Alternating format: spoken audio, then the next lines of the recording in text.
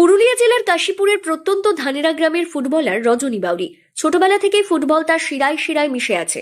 ছোটবেলার সেই মাঠের গন্ধ, বলের ছোঁয়া আর গোলের উত্তেজনাই তাকে তৈরি করেছে আজকের রজনীতে। সমাজের বাধা, কটুবাক্য আর অভাবের অন্ধকার ভেদ করে সে ছুটে চলেছে নিজের স্বপ্নের দিকে। গত 11 বছর ধরে নিয়মিত ফুটবল খেলছে রজনী এবং দক্ষতার সঙ্গে ছড়িয়ে দিয়েছে নিজের প্রতিভার আলো।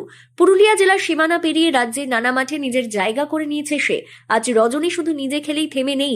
রজনী আজ নিজের এলাকার প্রায় 40 জন তরুণীকে নিয়মিত ফুটবল প্রশিক্ষণ দিয়ে যাচ্ছে। রজনীর স্বপ্ন, একদিন তারাও ভারতের মাটিতে দাপিয়ে খেলবে, ঠিক যেমন বিশ্বকাপ জয়ী ক্রিকেটার রিচা ঘোষ দেশের নাম উজ্জ্বল করেছেন। আমার স্বপ্ন ছোট থেকেই ফুটবল খেলার প্রতি। বিগত 11 বছর ধরে ফুটবল আমি খেলে আসছি। বর্তমানে কোথায় কোথায় খেলে এসেছো? বর্তমানে পুরুলিয়া তো বটে, ওর পাশাপাশি বিভিন্ন রাজ্যে ফুটবল খেলে এসেছি আমি। কি স্বপ্ন রয়েছে ফুটবলকে নিয়ে? স্বপ্ন রয়েছে, যেমন আমাদের রিচা ঘোষ আছে শিলিগুড়ির মেয়ে, একজন বিশ্বকাপ জয়ী। আমাদেরও স্বপ্ন আছে যে এই পুরুলিয়ার নাম উজ্জ্বল করি, আমাদের ভারতবর্ষের নাম উজ্জ্বল করি। রজনী জানায়, ফুটবল খেলতে গিয়ে সমাজের অনেক কটূক্তি সহ্য করতে হয়েছে। অনেকেই বলেছে মেয়েদের ফুটবল খেলে ভবিষ্যৎ হয় না, কিন্তু বিশ্বকাপ জয়ী রিচা ঘোষ সবাইকে প্রমাণ করে দিয়েছে যে খেলাধুলোয় মেয়েদের উজ্জ্বল ভবিষ্যৎ আছে। তাই আজ আমাদের সবার অনুপ্রেরণা সে।